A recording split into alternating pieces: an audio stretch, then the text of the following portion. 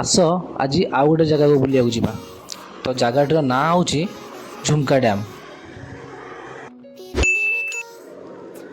ସେଠି ପାଖାପାଖି ପହଞ୍ଚିଲା ପରେ ଗୋଟେ ଛୋଟ ଗାଁ ପଡ଼ିବ। ଗାଁର ନାଁ ମୋର ମନେ ନାହିଁ, ନିଜେ ଆସିକି ଟିକେ ଦେଖିଦେବ ଆଉ। ସବୁଠାରୁ ବଡ଼ କଥା ହେଉଛି ଏଇଟା ଭୁବନେଶ୍ୱରରୁ ମାତ୍ର 25 କିଲୋମିଟର ଭିତରେ ପଡ଼ିବ।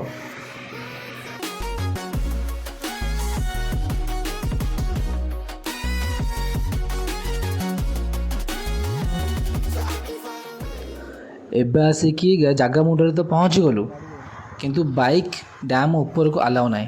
ଆଇଦର ଏପଟେ ରଖିବ ନହେଲେ ସେପଟେ ରଖିବ। ତ ଚାଲ ସେପଟ ସାଇଡ଼୍କୁ ଯିବା।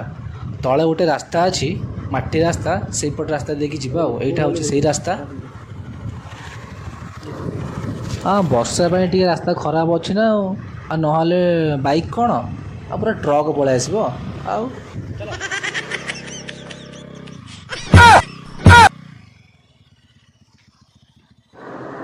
ଆଉ ଖାଲି ଦେଖିଲେ କ'ଣ ହେବ, ଲାଇକ୍ ଗୋଟେ ଦେଲେ ସିନା ହେବ।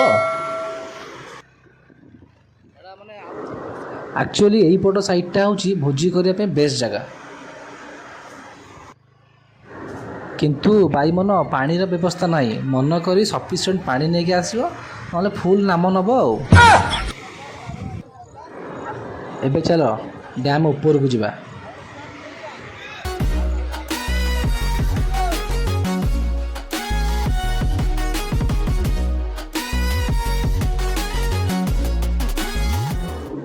এইটা ହେଉଛି ସେଇ ତଳ ରାସ୍ତା ଯେଉଁପଟେ ଆମେ ଆସିଲୁ। ଭାଇ ଡ୍ୟାମ୍ ଉପରକୁ ଆସିଲେ ଚାଲି ଚାଲି ଆସିବାକୁ ପଡ଼ିବ, ଆଉ ଏତେ ସୁବିଧା ଦେଇହେବନି।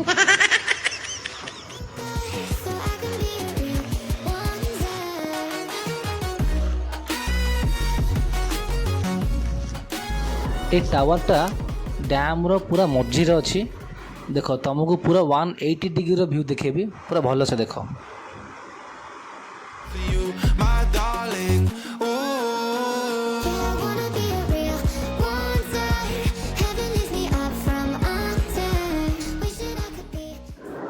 ଏବେ ଉପର କାମ ସରିଲା, ଏବେ ଚାଲ ତଳକୁ ଯିବା।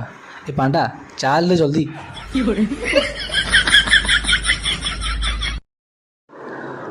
ତଳେ ପୁରା ଜାଗା ପୁରା ମସ୍ତ।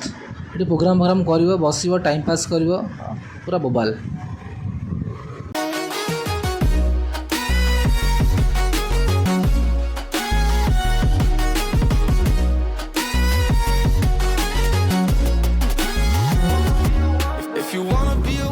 ଭାଇ ମୋର ସମସ୍ତଙ୍କୁ ଗୋଟିଏ ରିକ୍ୱେଷ୍ଟ, ଜାଗାରେ ତୁମେ ପ୍ରୋଗ୍ରାମ୍ କର, ଯାହା କରୁଛ କର, କିନ୍ତୁ ଜାଗାକୁ ଅପରିଷ୍କାର କରିକି ଯାଅନି ପ୍ଲିଜ୍।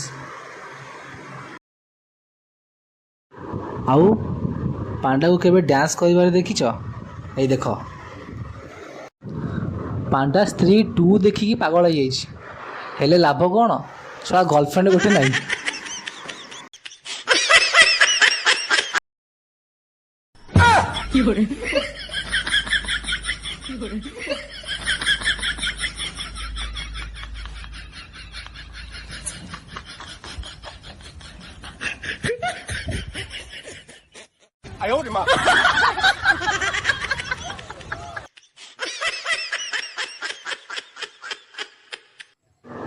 ଭାଇ ସନ୍ଧ୍ୟା ହେଲାଣି, ଘରକୁ ଯିବା। ଦେଖା ହେବା ନେକ୍ସଟ ଭିଡ଼ିଓରେ।